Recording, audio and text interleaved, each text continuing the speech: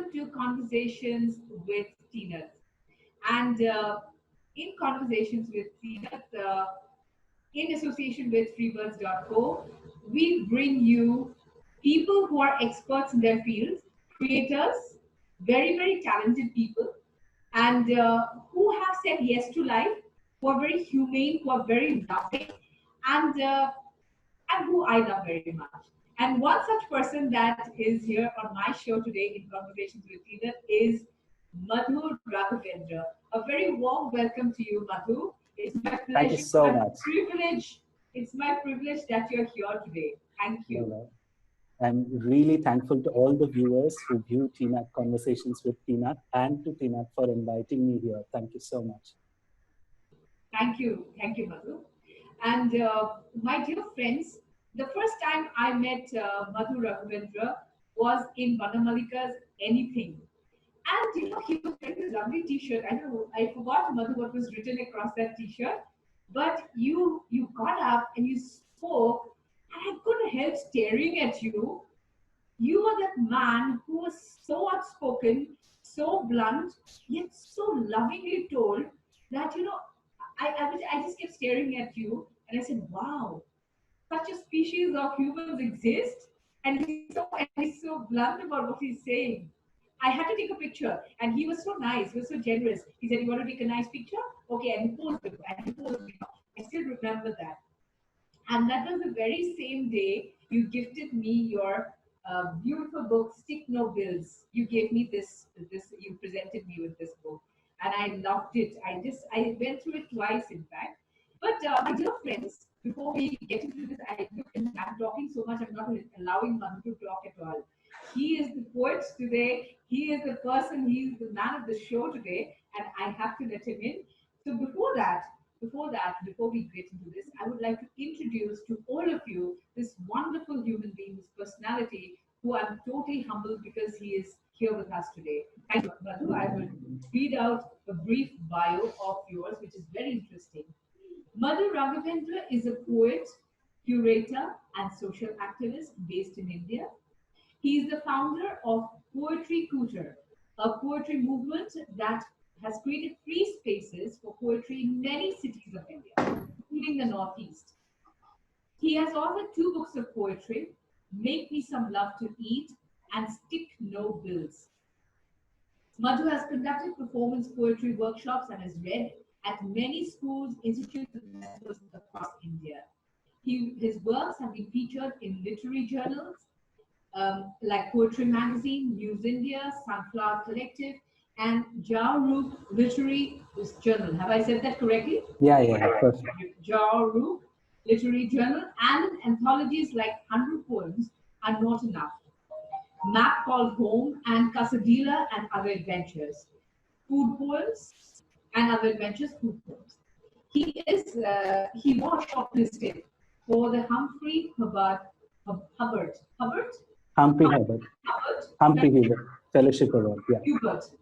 Yeah. Humphrey Hubert Fellowship Award, and was a resident artist at Basar Confluence, one of Arunachal Pradesh's first artist residency program.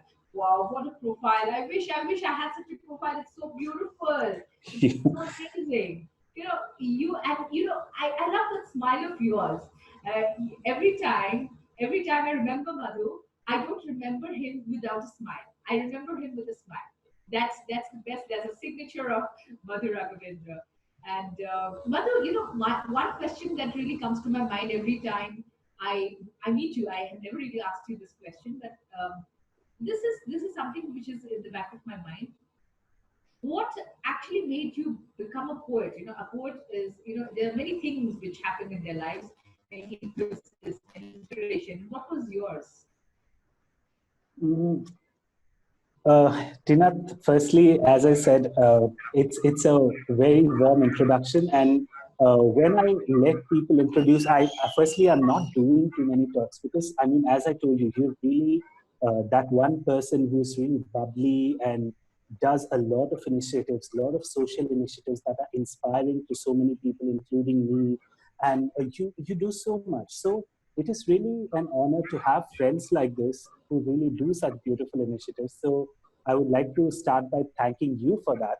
And that is one of the reasons I agreed to it. And I'm just doing a couple of social cause readings because this pandemic has been such that, it's tearing you apart even mentally. So, but coming to the introduction part, I let you introduce because especially the books which we write for or the magazines which we write for, so much of effort, like I could have said, let's cut it short. But, one of the reasons I thought, because be it the Joao Roque Literary Review or be it the Sunflower Collective or be it the anthology, people take so much of effort to work the anthology out for the magazine and then include your work.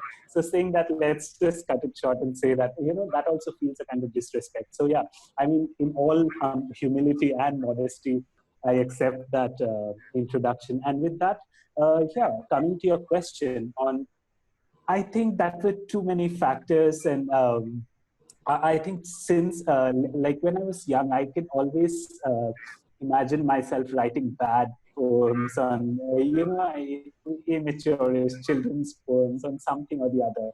But I could never dare to show it because, again, now the nepotism debate is going on. So I was always the outsider to literature because I come from a very, very humble family in Calcutta. And so I never could think like, my parents had to do a lot even to put me in a convent school, Don Bosco, that time in Calcutta. So poetry, I never thought that I would become a poet. So that thought never occurred to me. And my poetry writing was also like around when I was around 20, I already had a manuscript of bad poems, which I never published, And so I think what happened eventually, I threw it away. I thought that no, poetry is not something that's going to earn me bread, so I'm going to throw it away. That happened. And it came back like a boomerang and hit me and bruised me for life. And for that, there might be many causes. I mean, society fails you as a person, and a lot of things that you understand the broader perspective of life. But some of the things which happened to me was I was around 28, and I was earning what I could earn in the best of public health. I was like, this is it. Now I'll keep earning. I'll increase my package and use more jargons in the social development sector and keep doing that. And so that was kind of hollow to me. And so those kind of things, when I looked at this capitalist system, I was like, I don't want to give in so easily. I don't want to fit in. Maybe I want to pull back and do something else. So that's how I got more into poetry, and I really wanted to experiment. That's the beginning of it. Wow. And did you grow up in the Northeast, or we become very curious because of your title. I really want people to know where you're from, actually. So I can read a poem for that. Oh, As you know, there lovely! is, Wow, this is nice. yeah. So for you to accept me as a guest, Pinat, I should qualify. So here's my biodata. So hope I qualify. That sounds so yeah. So the poem is called Biodata, and I grew up in Calcutta, and yeah, the mention does come in here. Biodata. A Tanjore Maharashtrian, born on the Hooghly, calmed to my Avva's Kannadiga lullaby, soaked in sambar and rasam, served day after day with begun or aloo bhaja. I speak nomadic of my ancestors, Marathi from where they migrated, Tamil from where they settled, Kannada from porous borders, Bengali from the softness of the Ganga clay, English from the convent where I schooled, waking up to M.S. Subbalakshmi's Suprabhatam, finding peace in the wealth of Mehboob Ilahi, in love with a Galo girl from Arunachal, where the shadows of clouds rest on mountains and the Yongo and the Siang rivers fall in love. Who speaks better Telugu than my mother, sings ghazals like Penaz Masani, and loves Ghalib like Purani Dilli ever did. I have no belongings. Poetry is all I'll ever need. Amazing. This is like you can just make people fall in love with you with your with your words. That's why I keep saying that you weave exotic, a kind of the exotic stories into your poetry. And the way you celebrate this whole thing about your journey right up to Arunachal, amazing. Yeah, I it's just mean, happened, and we happen to be called Tanjore Maharashtrians, and we migrated from Maharashtra during the Shivaji Maharaja's reign around 300, 400 years ago, and settled because he had as administrators down south, because he had all of the south also that time. So we migrated as those people, and we stayed on. And so we speak Tamil, we speak Kannada mostly. So our gods and gurus are from everywhere around. So things like that. So it's a, and this is what India is. This is what I come to. We might say we are from here, but we might not be from there, because people come first, borders come later. wow. Of course, of course. And who better than Madhu to tell us that? Because you have traveled the whole country. With your poetry, with your poem, you literally traveled the whole country. The way you come from Maharashtra down south, and then northeast, Arunachal, beautiful, beautiful. You have got a very beautiful word in your. You wanted to say something. Madhu, you wanted to say No, something. no, no, no. No? I'm totally with you. Yeah. Yeah. No, there's this particular word, curator, and I'm very curious about this particular word and how it fits into your profile.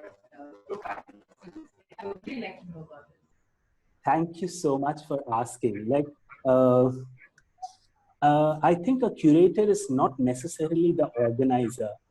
See, an art curator, specifically of fine arts, is totally someone else. I mean, be it the Kochi Banale or these kind of art, or the Kala Ghoda, which happens in India, where people curate things. That I'm talking about fine arts curating is a different. But when people like us, performing arts creation or things like that, for example. Uh, if I have to build up a lineup for maybe a feminist poetry evening or a feminist performance evening, I cannot end up putting someone just because he's good. I need to understand his work background. I need to know his work. So I cannot put some person who has sexually abused someone there just because his poetry is good, just because his arts is good. So there are a lot of nuances which come into when you say in because again, see, um, if we go into the idea of how words get their meanings, if you deconstruct those words, curator is again just a word. So you can use it in any way, anyhow, somewhere. But the idea is to do the job perfectly of the curator, which is to put things uh, in a very beautiful way so that it makes sense to the event, and it kind of alleviates or uplifts the whole idea of the event. And whatever your idea is, for example, if I'm having a rap battle and I put something totally disconnected to it, or so those are the things I think is the curator's main job, is to see to that the message of or the theme of the event goes very well. Yeah. And You for know, that you need to have an understanding of the work of each of, like, if I have to know something well about Tina. Oh, I saw Tina's face on Facebook, she's very famous, so in the social site, let's just put her somewhere. No, maybe she doesn't. Maybe your cause is whatever, cow urine curing cancer, and she doesn't fit in there, she doesn't buy that idea at all. So you just can't put people wherever you feel like. And I think that just because people are famous or working something, or people are so the idea is, what I mean to say is, you have to know the background of the people and how they work quite well to understand them, to bring on board and things like that. And I have made my share of mistakes as a curator, and I have put disconnected people, or even forget those things. I mean, even the idea that, for example, if we have a same wavelength of energy and idea, putting us on the same panel will make sense. But if I put someone who's really who has an intense way to read their poems, or intense way of speaking, or very different style than yours, so that will tear apart the session, right? So that is a curator's job. wow, amazing. And just the other day when we were talking, you were saying, Tina, हम कुछ नहीं कर रहा है. I'm not doing anything. I'm just eating and I'm sleeping. You have such an amazing profile, the kind of work you do. I mean, and then to be so down to humble, what you say. This is like, if I was you, I would have been showing up, hey, I'm a curator, okay? I'm a poet, things like that. I'm a big show up, so I would have done that. But being Madhu is someone, of course, someone who's so humble and so down to earth. The other thing that I'm really interested in your profile is that you're the founder of Poetry Couture, and you just made waves across the country and in Northeast as well. Please tell us something about this. I mean, I'm sure the viewers would love to hear this tutorial. I think the idea of Poetry Couture was simple, and for that again, I'll maybe read out a poem to make it. And should I? Okay, I Yes, began with love, so yes. that's fine. So, I mean, I can't get into politics now. So, no, not really. I don't mean to hope you don't mind me reading a kind of, well, if I don't say it's political, it's not going to make it political. It's a love poem. Okay. I love all your poetry, so you can read up anything. And I read your book twice, so you can imagine how much I love your poetry. Oh, thank you. So, this is something. Wait, 1 second. I hope I find. Sorry, I didn't mean to do this, but mm, Take your time, it's okay. yeah. Mm, no, I wanted to read this out because the poem was written a couple of months back, but of course, Poetry Couture was founded way back in 2013-14. And the idea was to have a safe space for people who want to maybe write, who want to write poems or who want to write anything. Because I felt that there's too much of scrutiny, there's too much of gatekeeping happening around what is arts and what is poetry and what is things. So I was like, no, I think this is not going to flourish the system, and I would like to open it up in my little way to and in cafes and things like that. So even in Guwahati, we started at the Marti Center, and now there are a lot of people who are hosting poetry events, doing poetry events. So that is the whole idea to do of Poetry Couture when I started it, just to maybe um, just light the fire and set it on fire, and things will happen on its own, because art cannot be owned.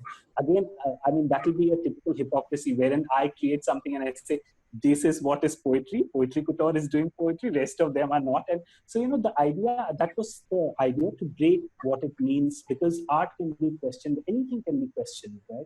So this poem is called What Scares You the Most? What scares you the most? Poetry, a Mia writing poetry, a poem from a Dalit, the song of an Asur, an Adivasi who can rhyme, LGBTQI plus poems, poems by women poetry groups secretly meeting and writing poetry in Kabul, social media poetry, unpublished poetry, bad poetry, in brackets, which is any poetry which you or your gurus or chelas have not written, poems by non-branded writers, poems which have not been sold to you by big publishers, Vogue magazine, and other market forces, poems by children and teenagers that you can brush off as immature, African American poetry, poems on atrocities, history, and slavery, poetry by farmers, poetry in unknown languages, slam poetry, poetry you cannot control, that this is not poetry? Or are you just scared that the truth will be heard? What scares you the most? Are you just scared that the truth will be heard? You So know, I want people to bring all poetry to Poetry Couture. Yeah, that was the idea when it started. I must share something with you. As you read, there is one of my favorite singers, Joyanta Hazarika. Like we call him Ranada, and he's like my rock star, and I used to love listening to him. But as he was reading his poetry, I suddenly, my thoughts went back to him, and his songs are like half finished poetry. All his songs are like half finished poems, and it's like, oh, why did you sing some more? And for your poem also, I want to say it's not finished yet. We need some more. Mother, we need some more. And then it's like you still. I think you got something more. So it's like a half finished poem. It's still not complete. Lovely, lovely, amazing. I just love that. Valerie has this saying that a poem is never finished, only abandoned. So Wow. you got the idea. Yes, I hope listeners, you're listening to this, you're inspired by Madhu's work of art, his creativity, his words, the way he uses his words, the way he weaves around those words, simply beautiful. Now, Madhu, you have got two books. You have got two books to your name. Make Me Some Love to Eat. I love the title. And the next one is Skip No Hills. I still haven't got my book of Make Me Some Love to Eat. I have to get from you. I have got this. I have this. I want that. Oh, Yeah. it's okay. It's published already, or it's about. Oh, lovely, lovely. So that's his other book. That's the other book. Yeah, Skip this is the No first Hills. one. This came out in 2016 and yeah, And this came out in 2019. Yeah, 2019, and you have been given the winner of Lito Lit Fest, Three. Mumbai. Yes, you got an award for this. Seriously, this is very nice. And if you give me the permission, I would like to read out one of my favorite poems from here. If you permit me, Please, I please. really this is I'll be so good. honored. I have and I went through this twice. I went through this entire book twice, and it's beautiful. I love touching this book. I love smelling this book, and I love reading this book. It's always there on my table here. That's so So kind. Yeah. this is Losing a Tongue. I love this poem, Losing a Tongue. A mother never dies, neither does a language. Words turn to birds, rest in herds of clouds, come down in forests. Stay like a leaf that holds the last drop of rain. Tani will survive, grow like wild ferns in the crevice of barren walls between the loss of words. The trains that leave Naharagam will come back to these hills that are hospices. The Arunachali Hindi will help trade. Tired tongues will look for words of love, like the Mithun looks for swords. Brothers will then come together to teach their children Tani. Look for lost lullabies, search for stolen sagas and castaway caskets, create art from old and new words, embrace common sounds. The skies, hills, forests, and rivers will hold a keba. The free skies will shine, the free hills will speak, the free rivers will sing, the free forest will write in time. Oh, oh, I love reading it. I love reading it so much. It's so Thank you, beautiful. Tina. I mean, what actually made you write this? It's very self-explanatory, but even then, for the benefit of the viewers, please. No, definitely. I think the poem talks about the Tani language, which recently in Arunachal, Tani is the, not you, I mean, most people who are listening, Tani is the clan. And so they were trying to make a language of the Tani. And so they were coming across like, I mean, some people were using some sounds of the language. Some people were saying some words differently. So my friend Lisa Lomback, who I have mentioned there, a revered senior, a friend, I mean, a friend is freestyle. So she is doing a lot of, she's a linguist at Arunachal University, and she is doing RGU, Rajiv Gandhi University, and she's doing a lot of work on the preservation of languages, along with G.N. Devi sir, who has definitely preserved many languages in India.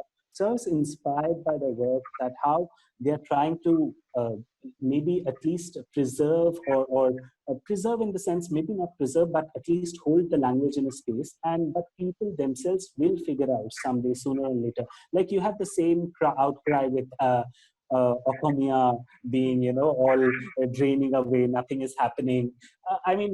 If you go to your parents, they will tell you the same. Their parents will tell them the same. Their parents will. It is, you can't hold that. But maybe language is like that. It's probably stuck somewhere on old walls in the city. It grows like grass everywhere, and people make their own languages. And while you're trying to preserve a language or something, things are taking shape differently and in different spaces, and people will realize and come back to it. So yeah, that was the idea to write it. So, Madhu, I have a feeling that you have a poem for every occasion.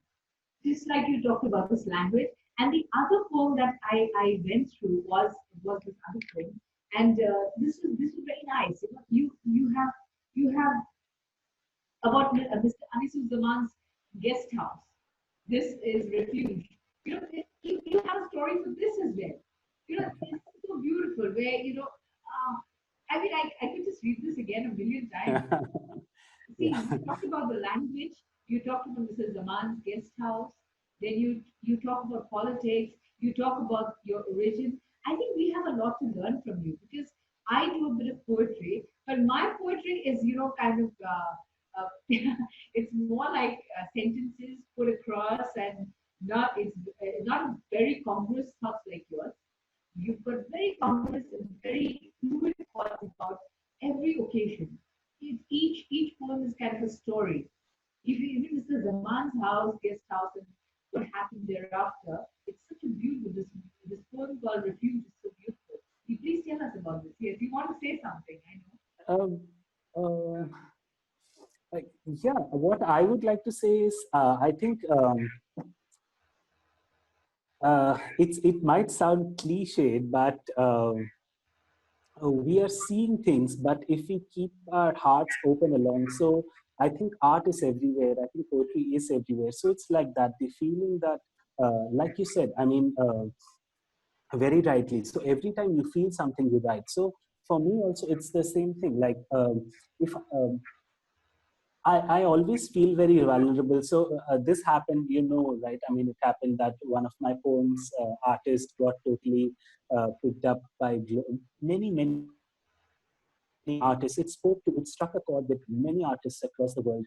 And what my happy moment was when artists in UK started tagging the poem with Boris Johnson or their PM or their exchequers or the politicians saying that save arts. So not very many times a young artist or a poet gets to see his poem used in his time of advocacy across the world. So the point I was trying to make, even that happens a lot. A lot of my acquaintances were like, "Wow, you've arrived, you've become famous." I was like, "No, I'm more worried now. I'm more worried. I'm more vulnerable." So I try to hold up the idea of a little bit of fear, vulnerability, that my success is just writing the next poem. My idea of it is just to be able to sit and write the next poem, or sit and write something new, or create something new, collaborate over something new, make something new.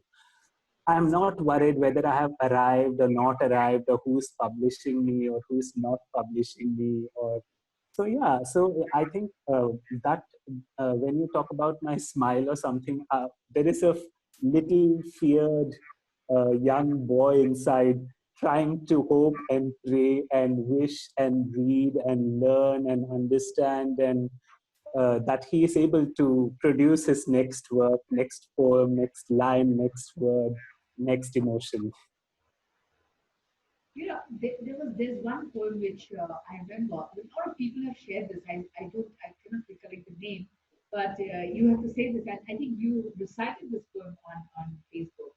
I Okay. don't remember which one. Can you? I am Dehin Patkai. Sorry. I am Dehin Patkai. I am Dehin Patkai. No, not. I'm the Patkai. Uh, Gorima Hazarika Zubin's wife had also shared this.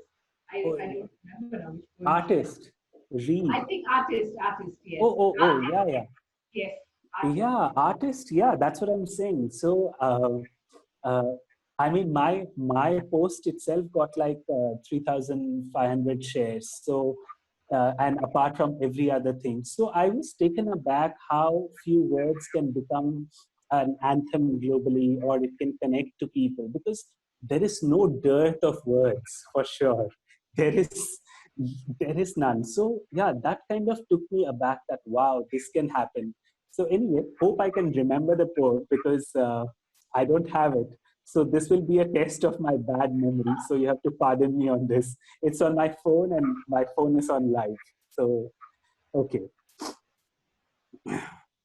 Artist. I don't mind being non-essential. Even a child takes its mother for granted. It does not run back to its mother until it is hurt. Nobody first thinks of water when they arrive at an exquisite dinner party until they are choking. I don't mind being non-essential, knowing you will come looking when things are broken and nothing else works. Art is non-essential until it is not. Ooh, awesome. Gosh. This is like, I'm hearing it, I think, for the second or third time. And you do an amazing work with recitation as well. Amazing work. Um, Thank you. yeah, when you were talking about child, I suddenly remember something. I really like this. I really like this picture of yours. I don't know if our viewers can see this. Little baby here. I love this picture, and I keep seeing. I love this picture of you. This is Madhu with his little baby, and he's got a little book on his. You have, and even then, when I called you up for this particular program yesterday, you were saying, can I call you back in 10 minutes? I'm picking up my baby. Feeding, yeah, I was feeding my. Yes, you are so much in love with your parenthood, your fatherhood and the way you are raising a child. It's a pleasure to see this. I don't know whether it's that or honestly, I'm. Some people do say that. Wow, I mean, even your interviews, you do put it out loud that you are a homemaker. I said yes. I mean, which is true. So I am a homemaker. My family comes first. So because I am typically not the social construct of a breadwinner, which my wife does. So whatever it takes to keep your art afloat, and so she loves poetry, and so for me I happily take up the idea of housework and taking care of my child, and but nothing is looks amiss. It doesn't look like, oh, I'm the man, I'm supposed to go out and go to office and do things, and so that does not come. So that is again, see, I mean, as Dali said, your art, life itself should be art. And the things you're like, if I write a feminist poem and then on the side I'm also really in my personal life doing shit that's totally anti-feminist.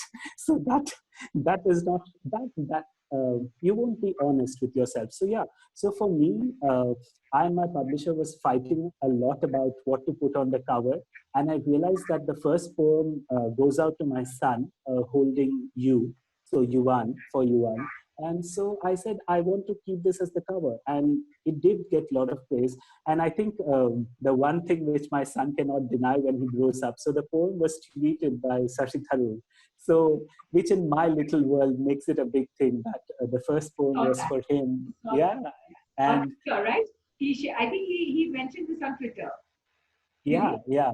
He Yes. mentioned it on Twitter and Facebook and the poem and Shashi Tharoor. And so I thought, okay, I think, yeah, I'm happy because it was more happiness because so I did write something for my son because he's now a year and a half old. And there's so much of parenting pressure. What I was telling you is like, parenting pressure in the sense that do this, do that, do whatever feeding training and I'm like, no, no, no, he'll grow up. I don't. So there are pages on Facebook, gentle parenting and this and that. So I don't know, I can't take so much of information, I can't process.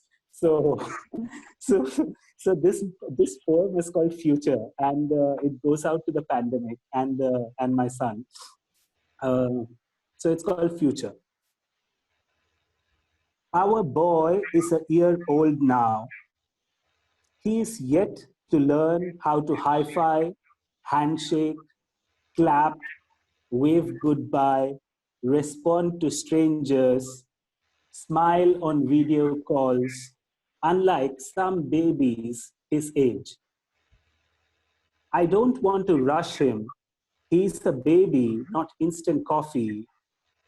Let them run wild in the labyrinth of childhood.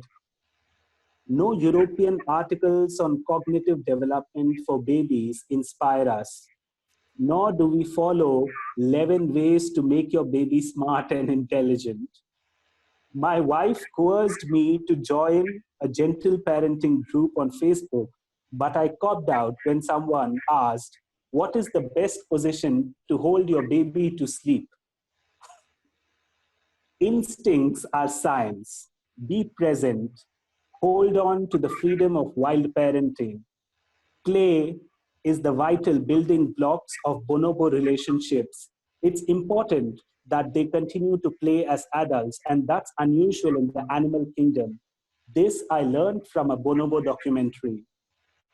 The boy feels like an old soul. He comes to Bhimsen Joshi, Ustad Nusrat, and Bob Dylan. He floats like a leaf when Alamgir sings Polli Kobis. Amar bhashai libe, amar dubai libe, akul dori ar bujhi, kul naire. He is peaceful on long road trips or on the banks of a swollen Siam. I don't know the mix of flowers and thorns he may bring to bloom. I'm not much of a pruner or trim myself, having come from perennially wild grass. All I know is after a long day of parental chores, I would like to sit and have a beer with him someday. The age ahead asks for distance. The age ahead asks for distance as if there is not enough separation between us now. As a father in times of COVID-19, I know what lies ahead I don't know what lies ahead on the other side of the river.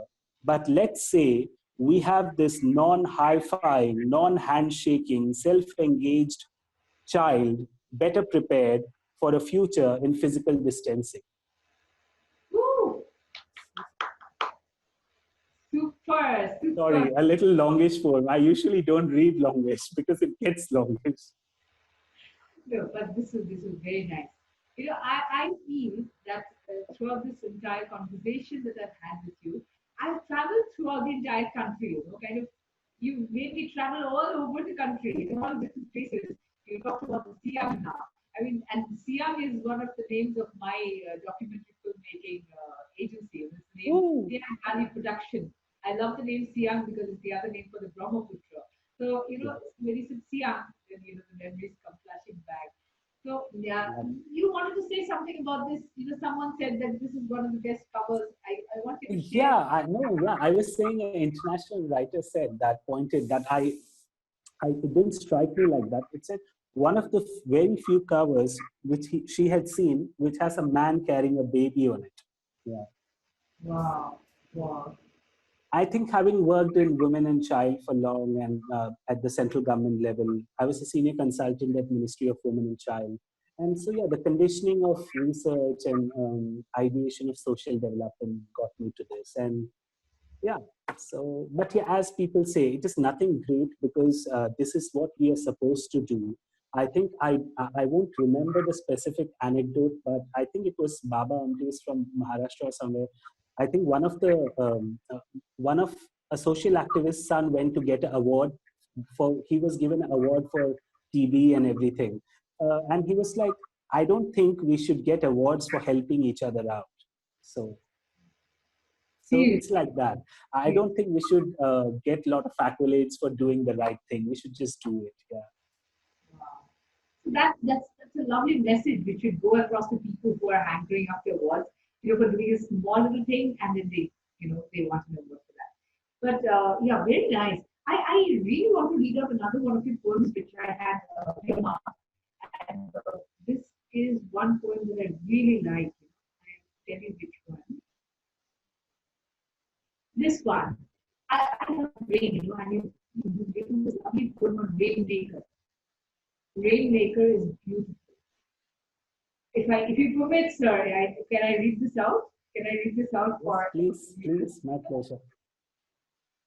I write a poem, wrap it around a stone, place it on a slingshot, aim at an empty sky, and shoot. I repeat until the clouds gather, whiten the ink, and pour as rain on paper. Oh my God, this is like I don't know what to say about your poems, But I seriously don't have literary words to praise you, but It's every okay. poem from this particular book, I need your other book as well as a gift. And if you want me to buy it, I'm going to buy it as well. But I want to go through. I want to go through your books again, through your poems again. Are you going to read out some Thank you. poems for us? Are you going to? Uh, yeah, I could read something simple, and because this poem is called Lesson, and I'll read some very accessible, simple poems because we have realized in this pandemic how important is the idea of nothingness, the idea that we can settle for small, the idea that we can settle for things that are lesser than what we have. And so this poem is called Lesson. And this was, I think, written when I had shifted. We were partners then, not married. I'm my wife. So I shifted. We fell in love and I just shifted to Agartala. So from Delhi. So yeah, this poem goes out to that. And दुनिया दुनिया जिसे कहते हैं जादू का खिलौना है मिल जाए तो मिट्टी खो जाए तो सोना है दुनिया जिसे कहते हैं जादू का खिलौना है मिल जाए तो मिट्टी है खो जाए तो सोना है Nida Fazli, written by Nida Fazli. Life in big cities is carcinogenic, inherently xenophobic. Make it big, make it large, be smart, outsmart, outlive, outrun. When I left Delhi for Agartala, I knew I would find nothing. Nothing big, nothing important, only a person who loves me. At times, that is all you want. Nobody, a gush of wind to rattle your window, a young mango tree to be taken care of, a petty rose shrub to be pruned, afternoon tea to be prepared, curtains to be opened, an old wooden table to be painted, a room to be cleaned, books to be shelved, a blanket to be warmed, food to be shared, a poem to be read. At times, that is all life asks for. Amazing. I'm so glad, Madhu, you came, and I'm so glad people are hearing your poetry.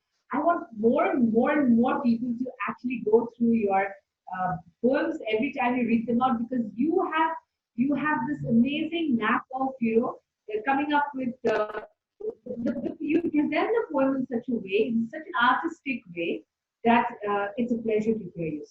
A pleasure to hear you recite. So kind of.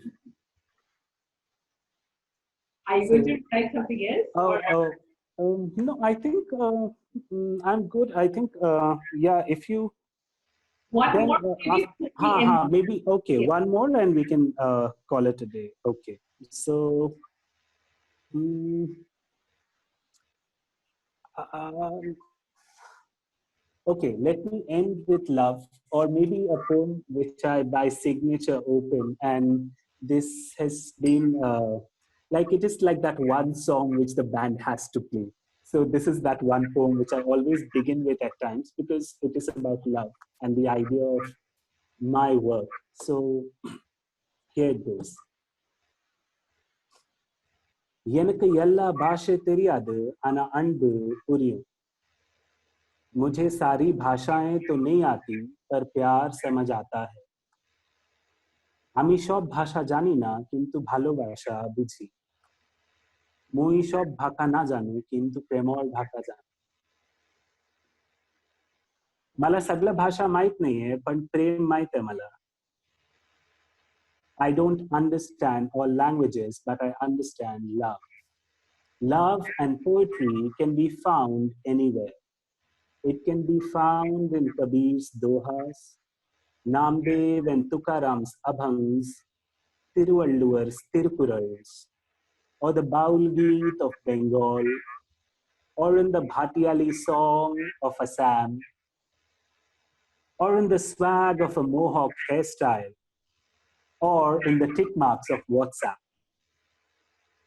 Love sticks out like the tongue of a Kali, suckles like a baby on its mother's breast, trickles like raindrops from tendrils, rolls down like beads of sweat while love making, drives at 200 miles per hour without a seatbelt and faints at nothing.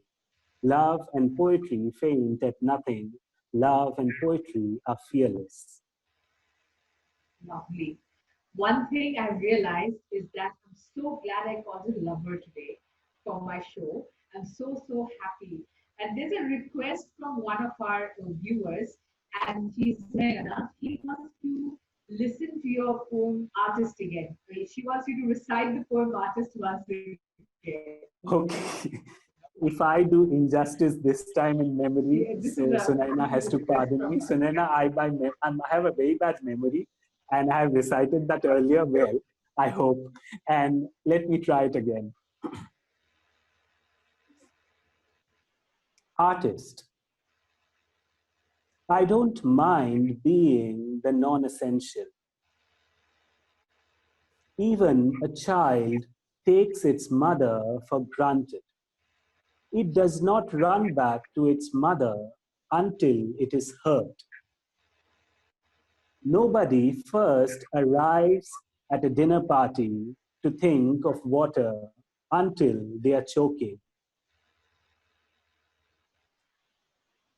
I don't mind being the non-essential, knowing you will come looking when things are broken and nothing else works. Art is non-essential until it is not. Thank you. Wow. Thanks, Sunaina, for the request. Sunaina, and thank you. First of all, Madhu. Sunaina, I love your songs. I want to go on record and say it here. Yes. Oh, so both you know each other. Good. So good enough. So, Madhu, that was again very beautiful. The way you recited, it's really wonderful.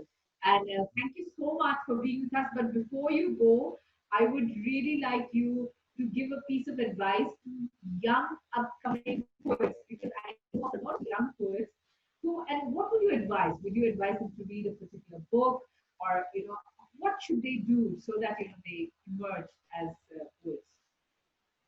I think it would be a very cliched advice, but at the same time, very important. So, when some things are very cliched, we tend to overlook it. So I think, yeah, look for your voice, look for unusual places for what you think is your kind of art or your writing, look for unusual stories.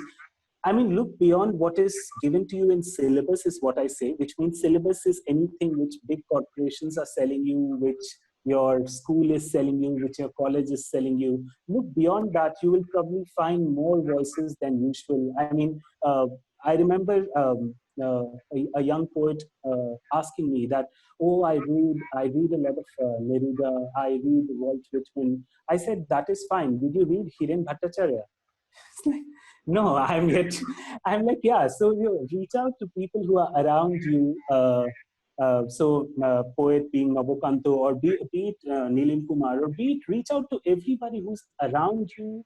And so then you'll find, read more and you'll find. So also one simple trick is when you read many things, like maybe one couple of poems or lot of poets, some people will speak back to you.